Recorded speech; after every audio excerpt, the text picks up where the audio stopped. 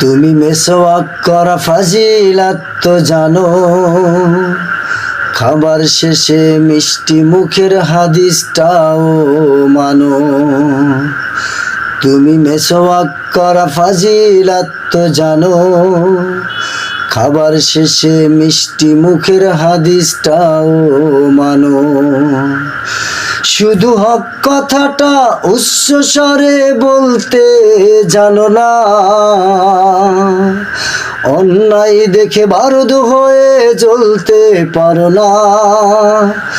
শুধু হক কথাটা উচ্চ স্বরে বলতে জানো না, অন্যায় দেখে বারুদ হয়ে জ্বলতে পারো না। কেমন মুসলমান তুমি একটু ভাবো না, কেমন তোমার ঈমান তুমি বলো না।